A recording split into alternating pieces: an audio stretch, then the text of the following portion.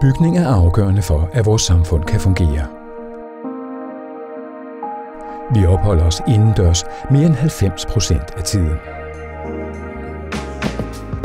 Byggeriets produkter, bygningerne, er vigtige for os alle. Kvaliteten skal være høj og til konkurrencedygtige priser. Byggeriet beskæftiger ca. 150.000 og udgør ca. 5% af samfundsøkonomien. Byggeriet er en vigtig vækstmotor. Men dansk byggeri står med en række udfordringer, blandt andet uhensigtsmæssige reguleringer, komplekse offentlige udbudsprocesser, mindre effektiv konkurrence. Det er svært at få bydere til de store byggerier, og vi har en fragmenteret værdikæde. Det svækker alt sammen effektiviteten. Regeringen lancerer derfor en byggepolitisk strategi med 34 konkrete initiativer, der skal forbedre vilkårene for byggeriet. I alt står 12 ministerier bag strategien. Klima-, energi- og bygningsministeren uddyber. Vi vil have en effektiv byggebranche, og det er simpelthen afgørende for vores økonomi og vores velfærd i fremtiden. Og derfor laver vi den her ambitiøse strategi, som laver rammerne for virksomhederne i byggebranchen.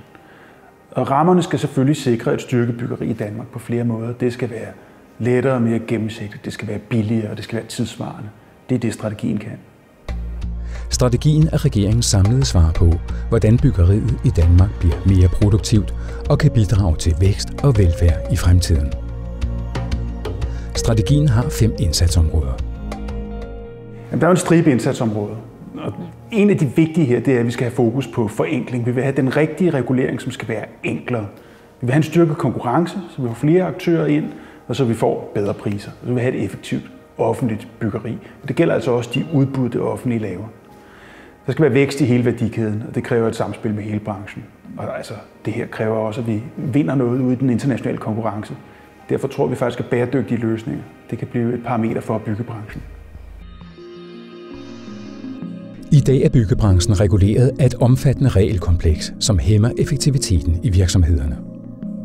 Aftalesystemet fra 1992 understøtter ikke udvikling og internationalisering. Det er dyrt og besværligt at byde på offentlige opgaver. Og fremtiden kræver nye konkurrenceparametre. For at imødegå dette indeholder strategien konkrete initiativer, der skal understøtte udviklingen af nye løsninger og arbejdsgange i byggebranchen. Ministeren fortæller om de væsentligste initiativer i strategien. Der er mange initiativer i strategien, 34 i alt, men en af dem, der for mig virkelig er vigtigt, det drejer sig om det frivillige aftalesystem. Det skal være tidsvarende, det synes jeg ikke nødvendigvis det er i dag, og så skal det give mening, når man ser på det med udenlandske øjne. Og det mener jeg faktisk heller ikke, det lever op til i dag. I strategien skal vi også snakke om den tekniske byggesagsbehandling, det vil sige det, der foregår i kommunerne, når virksomhederne henvender sig med en byggesag. Der tror jeg, vi skal omorganisere og effektivisere, eventuelt samle byggesagsbehandling i større enheder. Det er i hvert fald det, vi lægger op til.